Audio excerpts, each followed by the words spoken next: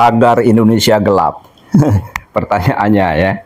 Ya, ada yang menanggapi gelapnya tuh gimana ya. Nah, itu tergantung ya. Tergantung sudut pandang kita ya. Sudut pandang seseorang melihatnya dari mana ya. Gelap itu ya. Indonesia gelap itu. Tergantung dari mana orang melihatnya ya. Jadi kita kalau dalam kehidupan sehari-hari itu teman-teman ya seperti orang yang tidak bisa melihat ya, orang tidak bisa melihat ya. Dia misalnya mengatakan seekor gajah, teman-teman ya, seekor gajah ya, seekor gajah. Jadi ya waktu dia megang ya, gajah itu katanya kan misalnya gajah itu suaranya mengaum ya. Karena kenapa ya? Dia nggak melihat ya gajah itu sebenarnya yang mana, yang dilihatnya, yang didengarnya rupanya suara harimau seperti ini kan. Nah, dia bilang ya bahwa gajah itu suaranya mengaum gitu kan. Nah, yang satu lagi misalnya orang yang tidak melihat ya kan, yang itu ditanya lagi gajah itu gimana?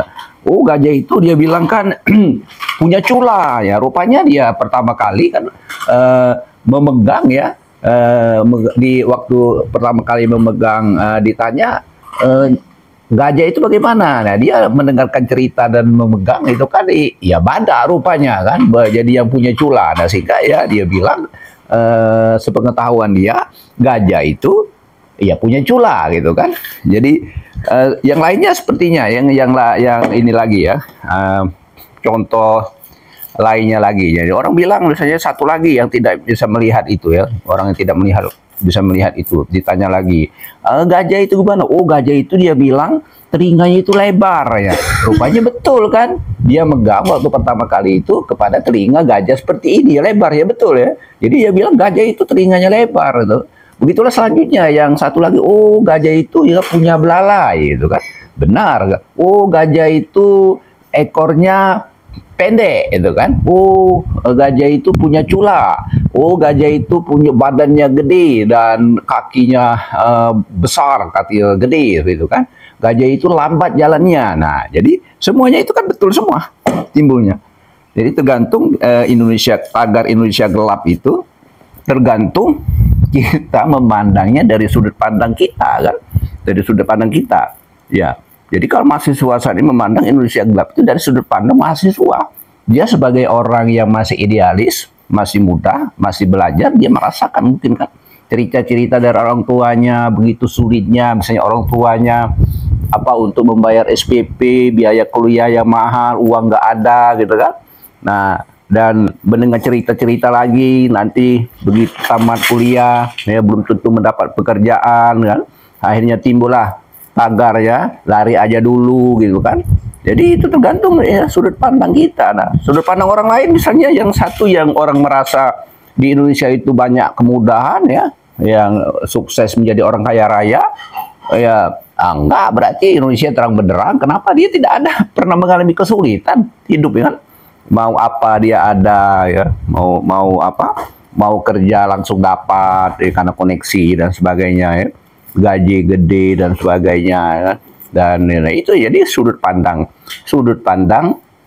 orang terhadap sesuatu itu kan, itulah yang ini. Jadi persoalannya itu sebenarnya bukan pada tagar Indonesia gelap maupun tagar lari aja dulu ya, bukan itu. Tapi kita butuhkan itu sebenarnya adalah pimpinan ya, para pimpinan yang bisa mengayomi dan bijaksana, itu kan. Soal sudut pandang rakyat, itu sudut pandang orang itu akan beda, nggak akan bisa diseragamkan seperti itu ya, nggak mungkin ya diseragamkan dari sudut pandang dan pendapat orang, gitu kan. Nah, jadi sebagai pimpinan itu yang harus bijaksana ya, bijaksana menilai ya, kenapa orang mengatakan Indonesia gelap, kenapa anak muda mengatakan Indonesia gelap, kenapa anak muda mengatakan lari aja dulu. Nah, itu sebenarnya kita harus bahas kenapa itu kan, berarti kan ada keresahan di kalangan anak muda, kan, keresahan terhadap masa depan mereka seperti itu kan. Jadi kalau kita pikir-pikir semuanya ini berawalnya dari mana? Jadi awalnya semua ini dari pendidikan. Ya, menurut saya ya, menurut Om Kurip ya, awalnya itu semuanya dari pendidikan. Nah, pendidikan kita sekarang pertanyaannya ya, silakan di komen nanti ya. Ya, pertanyaannya sekarang ada nggak ya pendidikan karakter itu, pendidikan tata krama. Nah, mulai dari tingkat PAUD, TK, SD, SMP, pendidikan rendah, di pendidikan dasar itu ada nggak pendidikan karakter? Ada nggak pendidikan tata krama sekarang? Ada nggak? Nah, kalau nggak ada, ya itu awal-awalnya itu di situ. Ya, karena sesuatu yang, ya kalau kita pikir lagi ya, sesuatu yang karakter itu kan timbul kan kalau urutannya kan, karakter itu kan bisa karakter baik, bisa karakter buruk. Kalau karakter baik karakter buruk menjadi karakter buruk itu ya, awalnya kan memang misalnya dari suatu praktek di masyarakat ya, sesuatu yang buruk dipraktekkan terus menerus di masyarakat itu ya, dipraktekkan. Nah, dipraktekkan misalnya apa sekarang itu yang menjadi karakter kita, karakter bangsa, iya, para pejabat yang dipilih lewat pemilihan election ya, ya dak. Nah, itu kan sekarang itu pemberian uang kepada pemilih itu kan sesuatu yang lumrah dan dianggap sah kan, gitu kan, dianggap sah oleh masyarakat, gitu kan. Nah, jadi yang memberi menganggap itu bukan suatu perbuatan yang salah sekarang ini, yang menerima juga menganggap itu sebagai rezeki, gitu. Yang memberi dia bilang apa, itu kan investasi dia, seperti dagang jadinya kan. Nah, ya, itu investasi saya, misalnya habis uang 1 miliar, itu kan investasi saya, itu investasi saya. Nanti harus kembali lebih dari 1 miliar, gitu kan, dianggap investasi. Jadi memberi suara itu bukan merupakan dosa menurut mereka, investasi dagang, itu kan halal. Nah, itu kan itu dari segi pandangan yang memberi, dari segi pandangan yang menerima, gitu kan. Dari segi pandangan yang orang yang menerima, itu menjadi rezeki. Dia bilang, alhamdulillah hari ini saya bisa beli beras, dapat duit 150.000, 200.000, alhamdulillah, dapat ini ya, dapat barang, dapat ini dari seseorang itu, ya bangga kan membawanya ke rumah.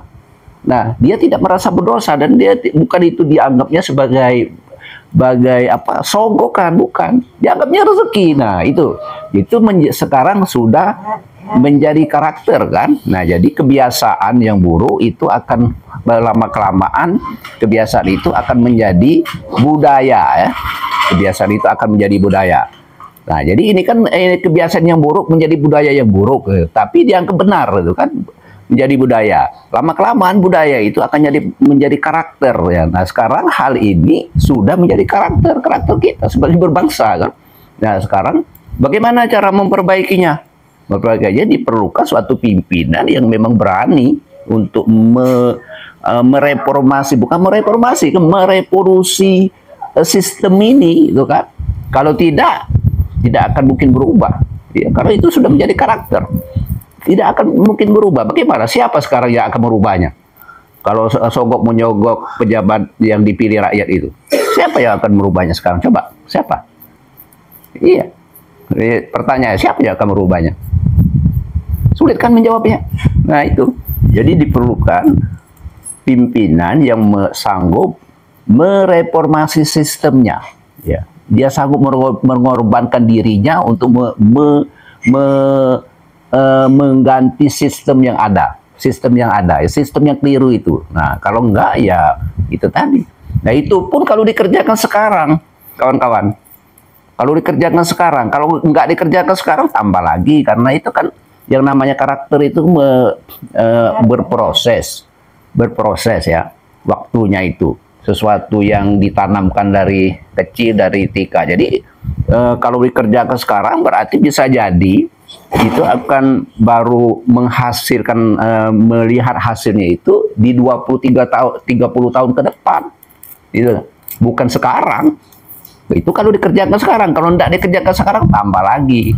Jadi ya, kalau kita kembali ke sudut pandang Indonesia gelap dari sisinya anak-anak muda mahasiswa itu benar. Ada benarnya kan, kalau kita kupas seperti ini kan, ada benarnya ini mereka. Nah, karena itu dari sudut pandang mereka ya, dari sudut pandang mereka. Nah, itu kan. Tapi kalau dari sudut pandang orang yang sekarang mendapatkan kemudahan, dia bilang enggak, ya Indonesia terang benderang gitu kan. Ya, jadi dia tidak pernah merasakan kesulitan itu kan. Jadi kawan-kawan itu, jadi ya kita memerlukan sekarang bagaimana suatu pimpinan itu pimpinan yang sanggup merevolusi aturan sekarang ya dari tingkatan apa, dari tingkatan ya seluruh, dari tingkatan bawah sampai ke atas, karena sudah sekarang itu yang dipilih itu tadi kan, yang dipilih melalui pemilihan itu kan. Nah, jadi mulai dari tingkatan bawah sampai atas nggak ada pilihan lagi gitu ya, harus itu. Nah, sekarang itu yang dimulai dari mana? Dimulai dari kebijakan pimpinan kita kan, para pimpinan kita mau nggak gitu mengorbankan diri untuk Indonesia yang lebih terang benderang. Nah, oke, seperti itu ya.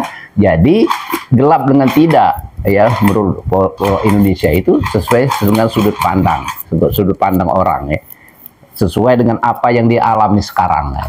Jadi kita sebenarnya menghadapi kritikan-kritikan seperti ini enjoy saja, dan kalau kita itu sebagai orang yang mempunyai kewenangan, dianggap itu sebagai motivasi kita untuk memperbaiki diri ya. Nah itu, dan harus dikerjakan itu loh, harus dikerjakan kan. Kalau nggak dikerjakan ya tidak akan pernah berubah ya. Jadi kalau kita lihat tadi kan, orang nggak bisa melihat ya mengatakan gajah itu kan. Nah ada yang bilang gajah ngaum, kalau dia taunya dari awal kan gajah itu mengaum, padahalnya bukan gajah yang mengaum, itu harimau itu kan. Ada yang bilang gajah itu bercula, padahalnya yang bercula itu bukan gajah kan, itu adalah badak kan. Nah bisa jadi lagi ya, dia bilang kan gajah itu kupingnya lebar, ya benar, karena dia dari awal sudah tahu bahwa gajah itu kupingnya lebar. Nah seperti itu teman-teman ya.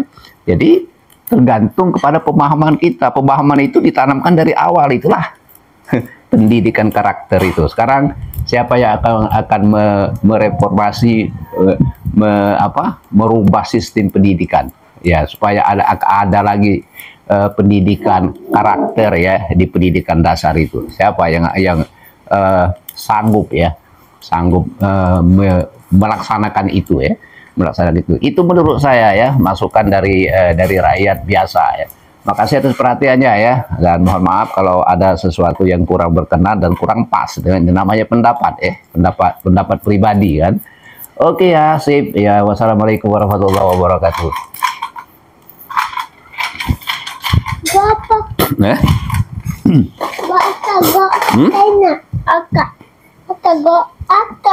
Iya, langkah. Yes,